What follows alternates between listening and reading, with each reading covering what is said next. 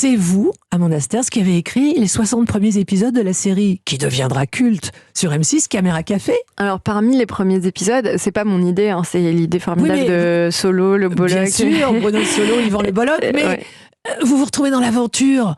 C'est tout à fait étonnant. Ils ont fait un casting de jeunes auteurs et puis voilà, ça a marché et il y avait plusieurs autres auteurs brillants. En plus, il fallait faire incisif et drôle, c'est-à-dire qu'on peut être un auteur, un scénariste formidable pour des comédies romantiques ou des comédies plutôt intello, des films d'auteur. Là, il s'agissait d'un genre particulier, à la télé, des scénettes très courtes et qui devaient être très très drôles. Très efficaces, ouais. Très efficaces. Je pense que je suis un vrai auteur de comédie. C'est vraiment une des choses. C'est vrai que on ignore parce que c'est pas ce que je montre en premier, mais j'ai écrit beaucoup de choses. Voilà, ni dans vos pièces de théâtre, comme par exemple Le Vieux Juif blonde, on ne va pas dire que vous êtes effectivement un auteur de comédie. Non, il y a des moments drôles. Il y a des moments drôles. C'est tout ce que j'écris souvent un peu justement à l'italienne, où d'un coup, au moment où on s'attend à pleurer, on rit et inversement. C'est pas tragique comédie. Voilà, mais je pense que pour moi, la mécanique de la comédie, c'est des maths. Et je pense qu'une fois qu'on a compris la formule, c'est faisable. La mécanique de la comédie, c'est des maths. Voilà, comme le rire.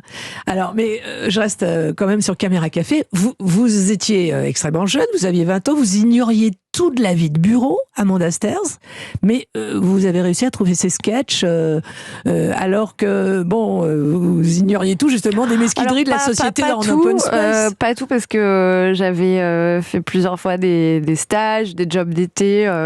Je me rappelle d'un été entier où j'avais travaillé. Pire souvenir de ma vie dans une société de recouvrement de créances à Rosny 2. Super été, vraiment je vous le conseille.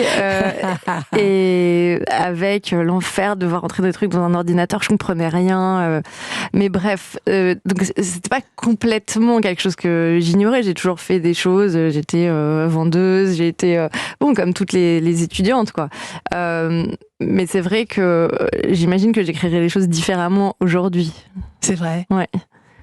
Alors, quand il vous est arrivé de revoir justement des épisodes que vous aviez écrits? Je les ai montrés à mes enfants. Et alors, comment ont-ils réagi? Ils ont ri. Mais vous vous êtes dit, tiens, là, la chute, je l'aurais pas faite de la même manière. Non, c'est pas forcément la chute, mais le traitement même des personnages avait quelque chose de très qui marchait super bien avec la série, parce que j'avais une chose un peu naïve et fraîche qui faisait que ça marchait, et je pense qu'aujourd'hui j'aurais peut-être plus ça. Mais ça correspondait aussi à l'époque, parce que justement ça remonte à, on va dire, surtout que c'était une petite vingtaine d'années.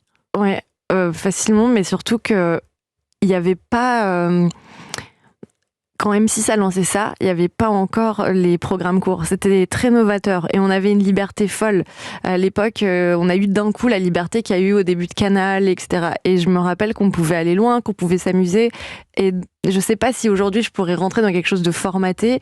Et c'est vrai qu'à l'époque, d'avoir eu cette chance, cette liberté de pouvoir s'amuser. Et puis surtout, j'avais la chance que Bruno Solo et Yvan Le Bollock d'abord me donnent cette chance et m'aident et me tendent la main. Et qui voit quelque chose en moi et qui joue de manière virtuose vos mots. C'est ça. Les mots, mais pas que. Je vous dis, à nouveau, il y avait toute une équipe. Donc en fait, on m'en parle beaucoup comme s'il y avait que moi, mais c'est vrai qu'il y avait beaucoup d'autres auteurs.